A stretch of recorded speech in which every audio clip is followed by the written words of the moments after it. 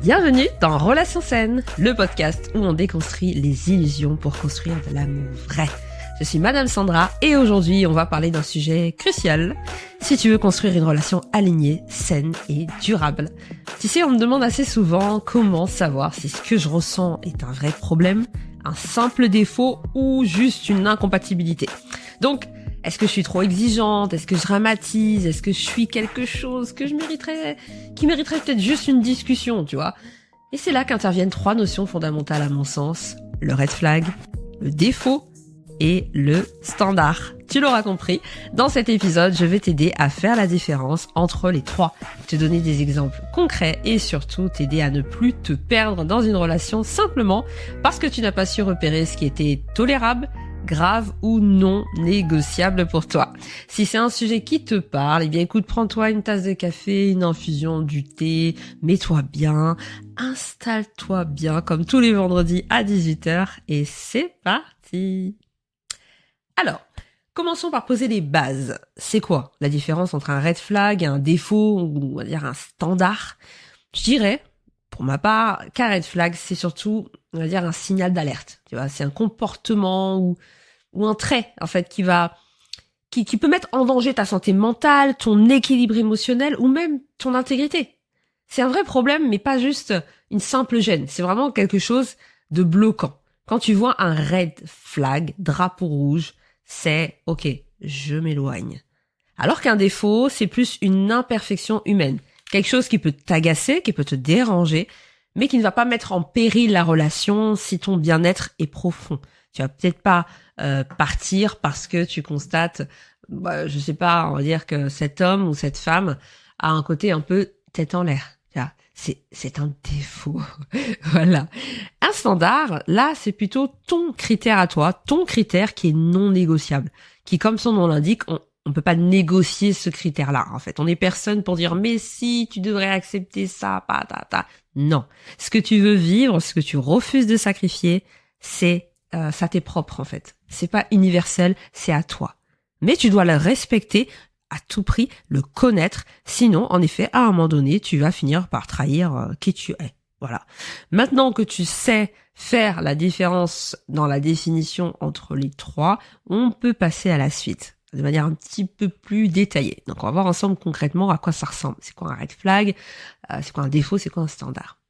Donc, côté red flag, donc à fuir sans hésiter, c'est à mon sens, ce sont des comportements qui sont incompatibles avec une relation saine. Je prends un exemple. Le manque de respect répété. Exemple, il va te parler mal en public, elle ou il se moque de tes émotions, la personne, on dira, pour éviter de donner un genre. Cette personne t'humilie par sarcasme, tu te sens rabaissé, humilié au lieu d'être soutenu. Dans une relation, tu n'es pas censé te sentir comme ça. Autre exemple, tu as le contrôle ou la jalousie dit excessive. La personne fouille dans ton téléphone, te dit comment t'habiller, veut que tu coupes contact avec tes amis sans raison parce que juste, il ne les aime pas. Cette personne n'aime pas tes amis. C'est pas de l'amour là, c'est de la domination. Attention. Et si tu te dis, oui mais c'est vrai que mon partenaire m'avait dit ça par rapport à un ami. Regarde toujours si ce qui est demandé dans le fait de couper contact avec cette personne, cet ami, cette connaissance, etc. Est-ce que c'est légitime? Est-ce que les faits qui sont mis en avant montrent qu'effectivement, ces personnes n'ont pas été correctes dans votre relation, n'ont pas été respectueuses, ont été ambiguës et sont réellement des personnes qui n'ont plus leur place dans ta vie pour que votre relation puisse être saine. Si c'est le cas, c'est ok. Si au contraire, c'est juste, ouais, j'aime pas sa tête, supprime-le. Non, en fait, non. Parce que là, c'est pas de l'amour, c'est de la domination, tu vois, c'est la nuance. Un autre exemple que je peux te donner de red flag, ça va être, par exemple, le mensonge chronique, tu vois, ou la manipulation. Ah non, en fait. Cette personne change les versions, te fait douter de ce que tu ressens, va minimiser ce que tu vis. Ou simplement, tu sens que tu commences à perdre tes repères, tu sais plus trop où tu es, tu commences à être gaslighté, on en reparlera dans un autre épisode. Il te dit un truc, après il revient dessus, non, j'ai jamais dit ça, ou t'as dit ça alors que tu l'as jamais dit, et ta tête elle commence à aller dans tous les sens. Bref, c'est en train d'être manipulé, et là bien entendu, on parle pas d'un défaut, on parle pas d'un standard, c'est bel et bien un signal d'alarme de dire pars en courant. Il n'y a pas de négociation à faire sur la manipulation et ce type de comportement. À mon sens, ces signes ne sont pas à discuter. En fait, t'as pas à discuter longtemps sur des red flags. Tu les vois.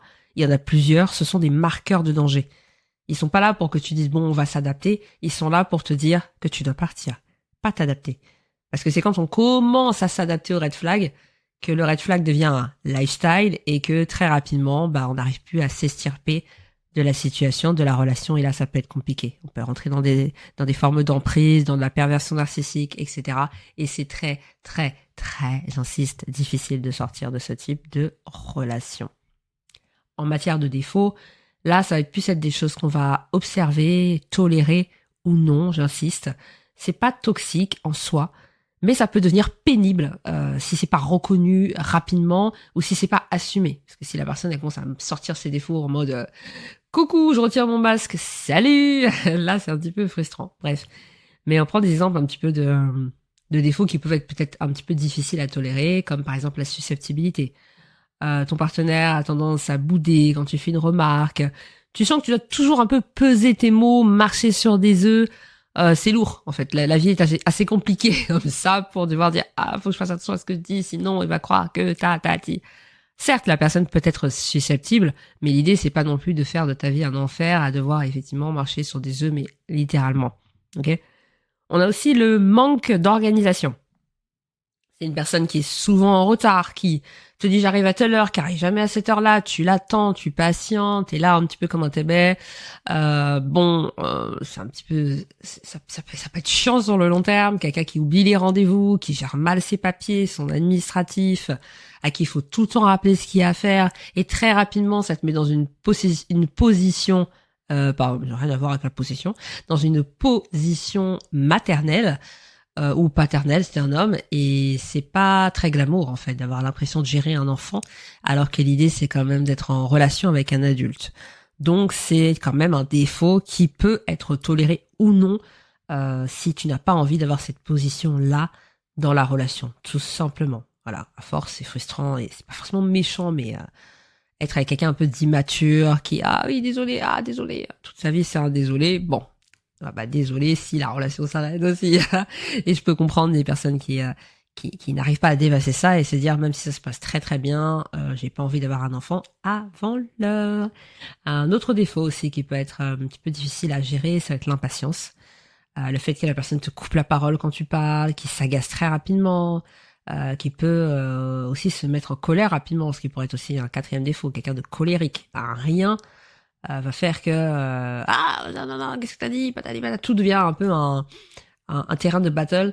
Tout peut être un battle en fait, parce que cette personne est assez nerveuse et ça peut être un petit peu pesant.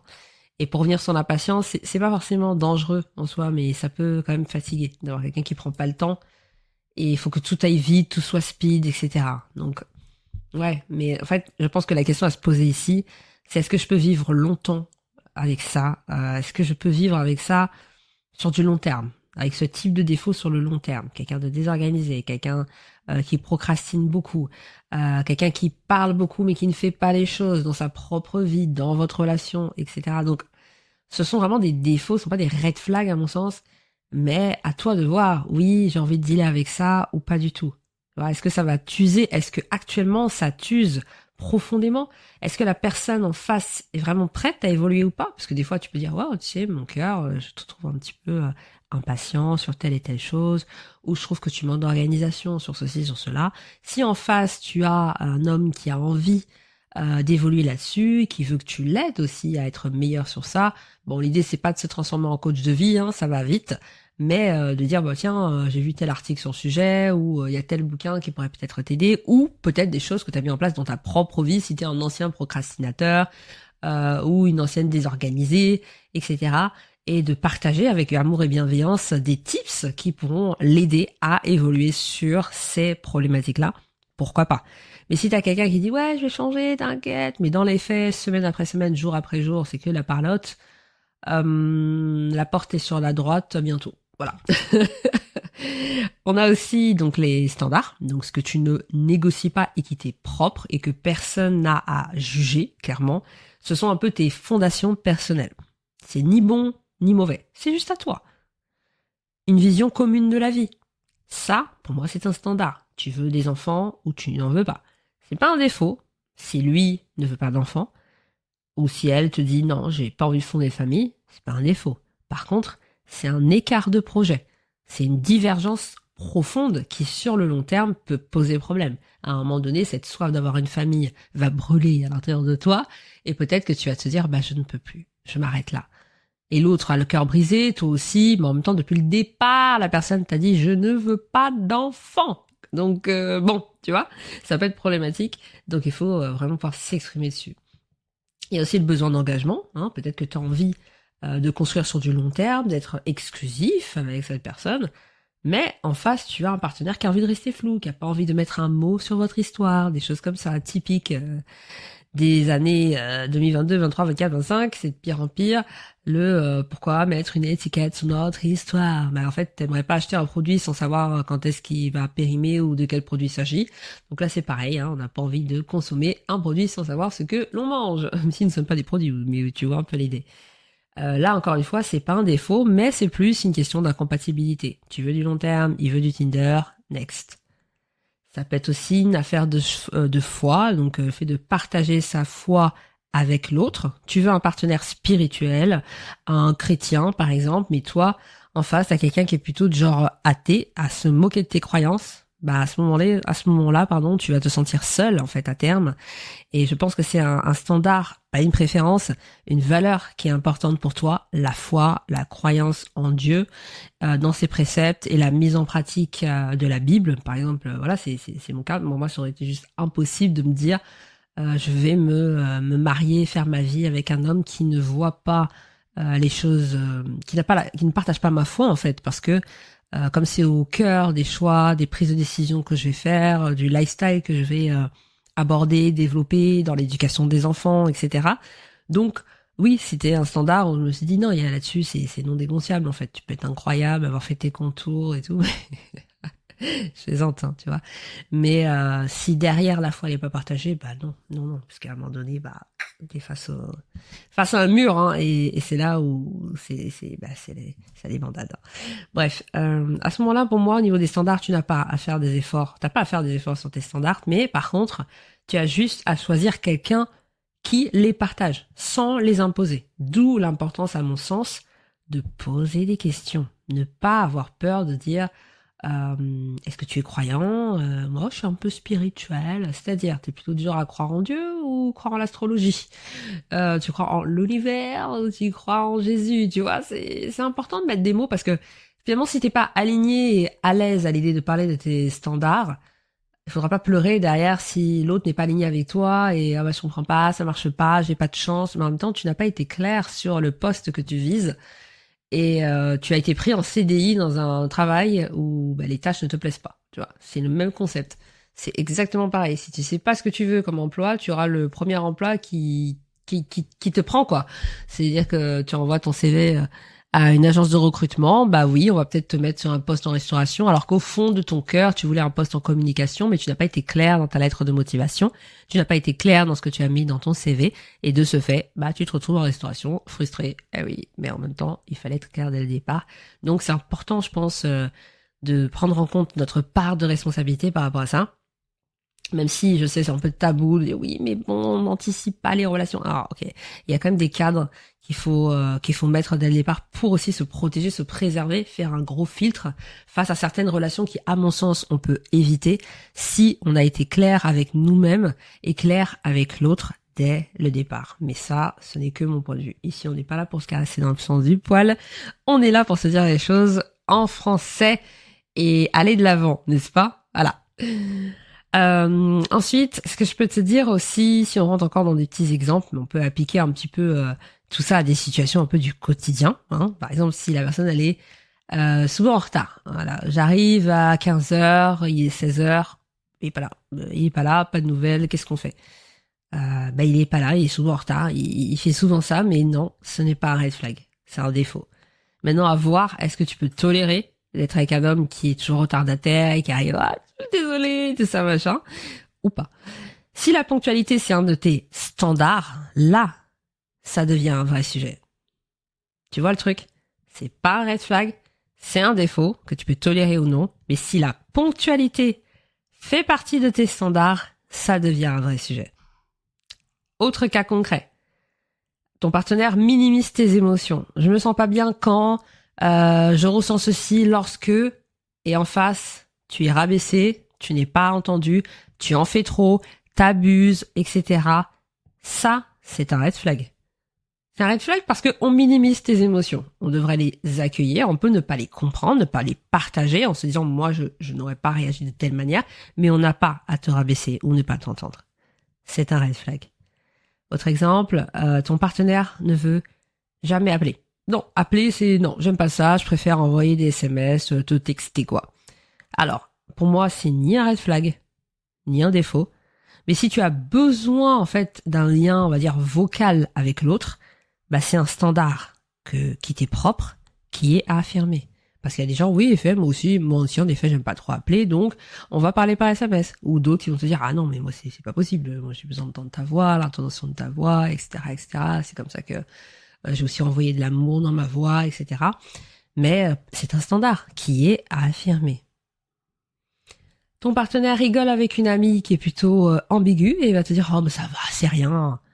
Alors attention, ça peut être un red flag si à ce moment-là tu te sens rabaissé, nié ou un peu dans un triangle affectif, tu vois. Mais si finalement l'ami est ambigu, la personne te dit c'est rien et tu dis non, pour moi je trouve que ça m'a dérangé, c'est ce qui vient de se passer là, je trouve elle avait des phrases qui étaient hyper ambiguës, toi t'as pas trop réagi et qu'il te dit ah ben franchement, enfin je te la connais depuis tellement longtemps que ça m'a même pas tilté, mais effectivement maintenant que tu me le fais remarquer, c'était un petit peu too much. Donc je vais lui en parler, je vais mettre les choses au clair et je vais prendre mes distances. Fin de l'histoire. Ça aurait pu être un red flag s'il avait minimisé ton ressenti, sauf que là c'est pas le cas. Il se réalise qu'il a pas vu le truc, qu'il aurait dû être plus vigilant. La fille elle a dégagé, affaire réglée, on est ok, on avance. Tu vois un peu la nuance entre les deux? J'espère en tout cas. Si c'est pas le cas, on peut toujours en discuter avec grand plaisir. Sur Instagram, tu m'ajoutes Madame Sandra, tout attaché, tiré du bas. Ou sur Thread, la même chose avec le tiré du bas, on peut en discuter, ce sera avec plaisir. Maintenant, on peut se faire un petit peu des petits exercices pratiques. Tu sais, comme j'aime la pratique sur le podcast, chaque épisode, on est sur de l'actionnable, on va de l'avant, on est chaud, ok? Alors, pour faire le tri un petit peu dans ta relation, passée ou présente, ce que je te propose, c'est de faire un tableau à 3 colonnes. Tu vas lister tous les comportements qui te dérangent chez ton ou ta partenaire et tu vas pouvoir classer en 1 red flag, 2 défaut, 3 standard non respecté. On est ok? T'as pris ta feuille et tout. Si tu l'as pas pris, tu fais pause. Hop, je t'attends. T'inquiète. Ensuite, identifie tes 5 standards personnels, tes non négociables, ce que tu veux vivre impérativement dans ton couple. Par exemple, une sécurité émotionnelle, de l'engagement, de la douceur, de l'humour, une fois partagé, etc. Ensuite, tu vas lister 3 défauts que tu tolères et 3 que tu refuses. Par exemple, tu peux supporter la distraction, mais pas le manque d'hygiène ou l'irrespect des autres. L'objectif, c'est de ne pas t'aveugler en fait dans un espèce de flou émotionnel dans lequel on tombe assez facilement quand on tombe amoureux, et surtout de ramener de la conscience dans tes choix, de pas être en mode j'étais dans le tourbillon de l'amour et du coup j'ai commencé à accepter ça, alors que ça passe pas et c'est pas ce qu'on souhaite. Donc au moins ça te permettra, du moins je l'espère, d'y voir plus clair par rapport à ça. Pour conclure, tu l'as compris, ne quitte pas quelqu'un pour un simple défaut, ce serait dommage, surtout si en face, tu as quelqu'un de respectueux, d'aimant, qui a été aligné quand même entre ce qu'il dit, ce qu'il fait, des preuves d'amour, etc. Enfin, tu sens que c'est une belle personne, quoi. C'est pas, il est un peu tête en l'air, ça dégage. Ça serait dommage quand même, je pense. En tout cas, ça mérite quand même réflexion. Après, écoute ton intuition, écoute ton cœur. Attention, bien sûr. Ne reste pas avec quelqu'un qui piétine tes alertes. Si tu vois que ton corps est alerté, que tu as repéré beaucoup de red flags et que tu es simplement en train de te dire je vais m'adapter, attention. Et surtout, ne sacrifie jamais, je répète, ne sacrifie jamais tes standards pour être aimé. Parce que quand tu renies tes limites pour garder quelqu'un, tu finis par te perdre pour de bon tôt ou tard. Et je crois, sincèrement, que tu mérites un amour qui te respecte, qui te sécurise, qui t'élève en fait, et ça commence par toi. tout simplement. Donc, merci d'avoir écouté cet épisode de Relations saines. Si tu l'as aimé, partage-le à une amie, un ami qui mérite aussi d'aimer sans se trahir. Et rappelle-toi, une relation qui te fait douter de toi n'est jamais une relation dans laquelle tu devrais t'oublier. Prends soin de toi. Je te dis à vendredi prochain, 18h, comme chaque semaine, pour parler d'amour de soi et de relations saines. À très vite.